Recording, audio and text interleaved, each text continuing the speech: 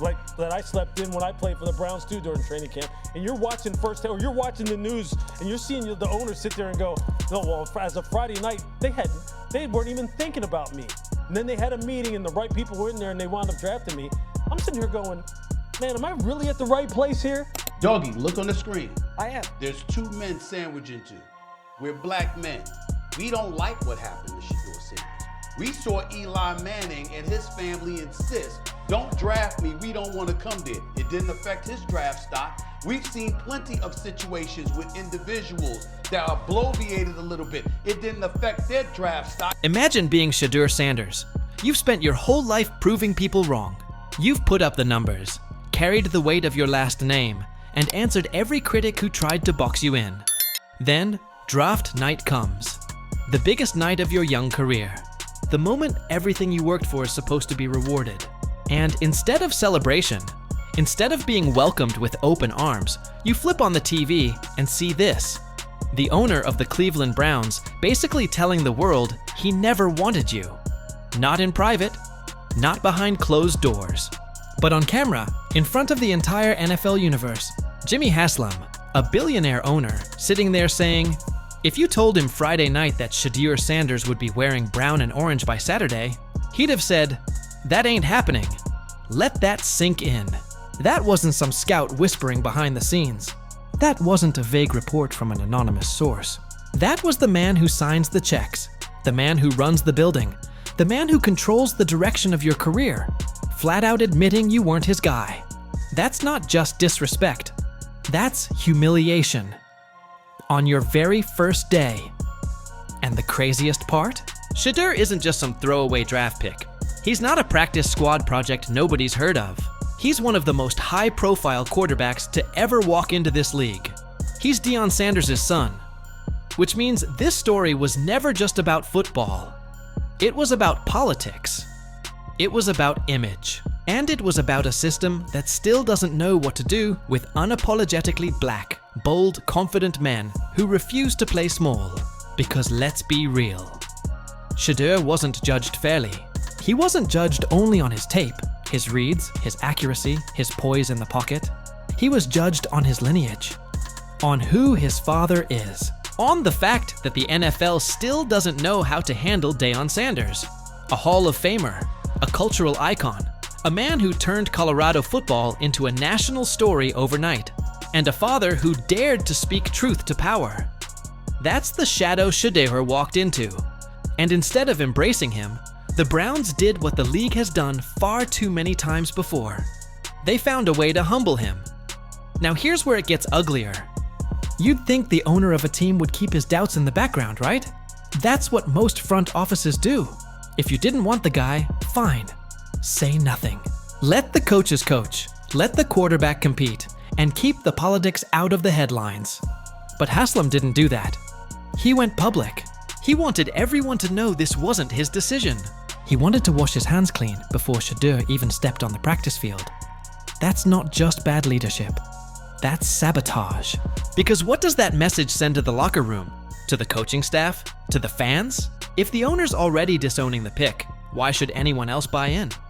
Why should a receiver believe in him? Why should an offensive coordinator commit reps to him? It poisons the well before Shedeur even gets a chance to pour the water. And let's not ignore what's staring us in the face. This isn't the first time this league has bent the rules, depending on the color of the quarterback. When Eli Manning and his father openly told the Chargers not to draft him, his stock didn't fall 1 inch. Nobody questioned his professionalism. Nobody dragged his name through the mud. He got his wish.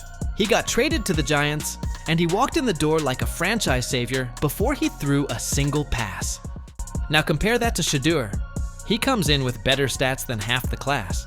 He's been polished under the biggest spotlight in college football. He has leadership, composure, and a national following already behind him. And instead of being treated like a young star to build around, he gets buried. Instead of getting praised for his maturity and media savvy, he gets mocked for being Deion's son.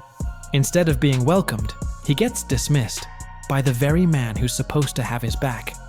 That's the double standard, plain and simple.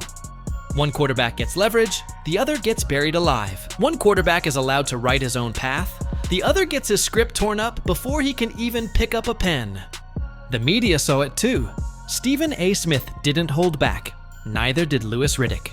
They both called Haslam out for what this really was: destructive. Stephen A. said this wasn't just unprofessional, it was damaging. Because when you're a 5th round pick, the odds are already stacked against you. You need belief, you need buy-in, you need someone in the building fighting for you. What did Shedeur get instead? A billionaire basically saying, "Don't look at me, I didn't want this kid." And Riddick, who's been in those NFL meetings, said the quiet part out loud. Meritocracy is a myth. The best players don't always play. Politics run deep. If you don't have someone pounding the table for you in those closed-door meetings, you're just another name on the depth chart. That's the reality Shedeur walked into. That's the setup everyone saw coming. Think about the weight of that. You're Shedeur Sanders. You've worked your whole life for this shot.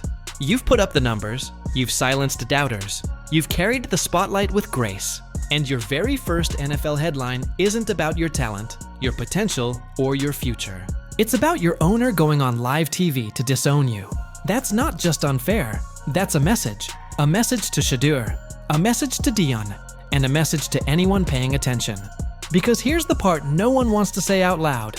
This was personal. This was about Deion Sanders as much as it was about Shedeur. Coach Prime has been unapologetically himself since day one. He's flashy, he's outspoken, he's confident. He doesn't play by the old rules. And the NFL has never known how to handle that kind of energy, especially when it comes from a black man. So what do? They don't punish Deion directly. They punish the one thing that cuts the deepest: his son. That's what Stephen A. was pointing at. That's what Riddick was hinting at. Shedeur didn't fall to the 5th round because of mechanics or footwork or production. He fell because the league wanted to make an example. They wanted to humble the Sanders family on the biggest stage possible. Draft day. On live television. Let that sink in. Deion Sanders, Hall of Famer, cultural icon, the man who elevated HBCUs and brought Colorado back into the national spotlight, dared to challenge the system. And the system struck back by pushing his son down the board, by letting the cameras capture his fall, by making sure the Sanders family didn't get to smile too long under those bright draft night lights. That wasn't coincidence. That was message sending. And the cruelest part? Shedeur didn't ask for any of this. He didn't ask to be the symbol. He didn't ask to be the pawn in a bigger game. He just wanted to play quarterback, to prove himself, to earn it on the field. Instead, he's stuck fighting battles that have nothing to do with football. Training camp, the place where rookies prove themselves, where every rep counts, where depth charts shift, and where dreams are either made or broken. But if you listen to Deion Sanders himself, Shedeur isn't even being given that chance. 3 to 4 reps in practice. 3. For a quarterback drafted into a supposed competition, that's not a fair shot. That's not development. That's sabotage dressed up as business. Let's call it for what it is. You can't tell the media there's a quarterback battle and then give one guy scraps while feeding the veterans full-course meals. You can't talk about meritocracy and competition, then bury the rookie behind political decisions before the pads even come on. That's not a competition. That's optics. That's management saying, "See, we gave him a chance," while quietly making sure he never gets the platform to prove them wrong. And this isn't just about limited reps. It's about the narrative those reps create. If Shedeur doesn't get enough time with the starters, if he never builds chemistry with his receivers, how is he supposed to look sharp when preseason games arrive? How is he supposed to build confidence or show growth? He can't, and that's the point. Because when the results look underwhelming, the team can shrug and say, "See, he's not ready." But deep down, everyone knows he was never put in position to succeed. This is the poison of politics in an NFL building. It spreads silently. It doesn't show up in press releases. It shows up in body language, in who gets the extra snaps, in who the coaches spend time coaching up, and in who gets ignored when the whistle blows. If your owner goes on record saying he never wanted you, how many people in that building are going to go the extra mile to develop you? Not many, because no one wants to be the guy standing in the owner's way. And here's the dangerous part. That kind of narrative sticks. Once you're painted as an extra, as a guy who wasn't part of the plan, teammates pick up on it.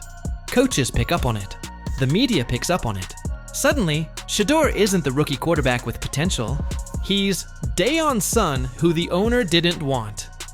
That label follows you everywhere. Every mistake gets magnified. Every interception becomes proof. Every misstep becomes a headline. And the worst part? It's intentional. Think about this. Shedeur was projected by many analysts to be one of the top 2 quarterbacks in his draft class before the politics kicked in. His numbers were there. His poise was there. His spotlight was bigger than most. But the NFL decided to humble him. And now Cleveland is carrying that baton, using him as an example. Let's not pretend this is normal. If this were any other quarterback with Shedeur's stats and pedigree, they'd be getting every opportunity. They'd be treated as the future, as an investment, as a priority. But Shedeur isn't being treated like that. He's being treated like a nuisance, like baggage, like a problem they have to manage instead of a weapon they could unleash. Why? Because Jimmy Haslam already told the world he wasn't supposed to be there. And when the owner sets that tone, the rest of the building falls in line. That's how young quarterbacks get buried alive. Not with one decision, but with 1,000 little decisions that strip away confidence until the player is broken.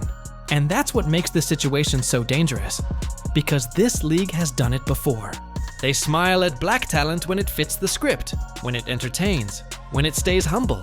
But when that talent dares to carry swagger, when it dares to demand respect without kissing the ring, suddenly the rules change. Suddenly it's about humbling the kid, about teaching him patience, about making him earn it the hard way. But let's be honest, Shedeur has already earned it. He earned it with his play. He earned it with his leadership. He earned it with the way he carried himself through pressure most rookies never face. What he hasn't earned is the constant disrespect, the passive-aggressive press conferences, and the invisible walls built around him before he's even had the chance to prove himself. And here's the irony. The Browns aren't protecting themselves. They're hurting themselves. Because in their desperation to distance from Shedeur, they're ignoring what he actually brings to the table. Star power, national buzz, a fan base that follows him everywhere. You can't buy that kind of attention. Most franchises would kill for it.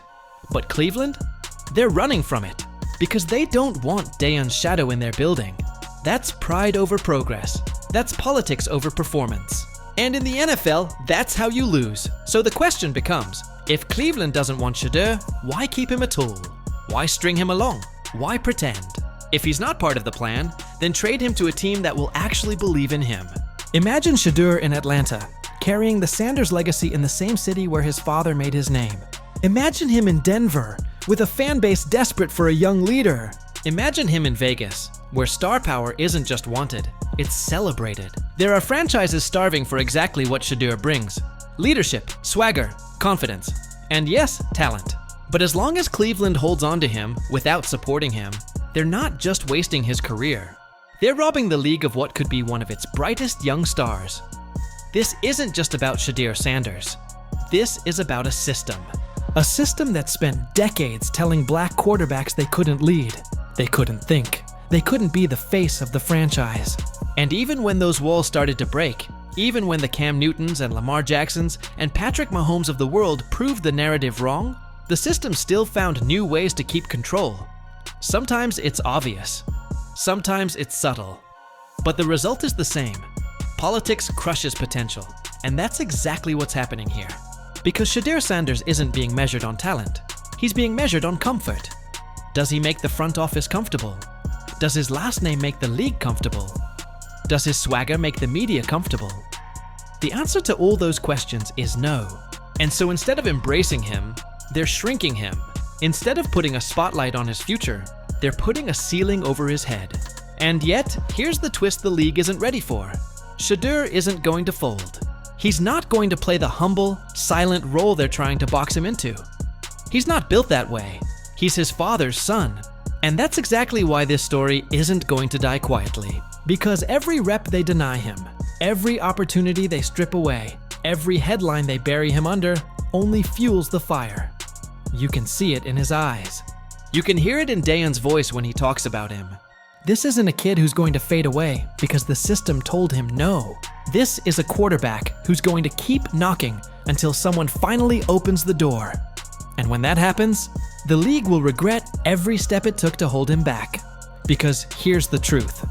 No one in Cleveland wants to admit, you can't hide talent forever. You can't keep charisma off the field forever. And you can't bury a Sanders forever. Eventually, the game catches up. Eventually, the opportunity comes.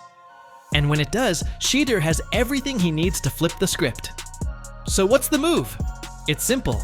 If the Browns don't want him, trade him. Don't string him along for years while you waste his prime. Don't sabotage him in silence while telling the media it's a competition. Say it with your chest. Say you don't believe in him, and let him go somewhere that does. Because the worst thing you can do to a young quarterback isn't bench him. It's confuse him. It's make him feel unwanted. It's surround him with silence instead of support. That's how careers get dismantled before they even start. And right now, that's exactly what Cleveland is doing. But here's the part the league doesn't realize. By treating Shedeur this way, they're proving the Sanders family's point. That the NFL doesn't judge everyone by the same rules. That politics matters more than production. That image matters more than ability. They thought they were humbling Deion by burying his son. All they've done is shine a brighter light on how this league really operates. And when Shedeur finally breaks through, when he finally gets the platform he deserves, it's not just going to be a win for him. It's going to be an indictment of every team that doubted him. So let's end with this. Shedeur Sanders didn't ask for favoritism. He didn't ask for handouts. He didn't ask for special treatment. He asked for the same thing every rookie quarterback asks for, a fair shot. And Cleveland hasn't given him that. The league hasn't given him that. And until someone does, this story isn't over. Because this isn't just about football. This is about what happens when a young black quarterback dares to carry his father's legacy into a league that still hasn't learned how to respect it. This is about what happens when politics and prejudice collide with talent and ambition. And this is about how the NFL handles the future of a player it never wanted, but can't stop watching. Shedeur Sanders deserves better. And whether it happens in Cleveland or somewhere else, the moment he gets the keys, the world is going to see exactly what they tried to hide. And when that day comes, the Browns, Jimmy Haslam, and maybe even the league itself will look back at this chapter with regret. Because you can bury a story for a while, but you can't silence destiny. And Shedeur Sanders' story, it's just getting started.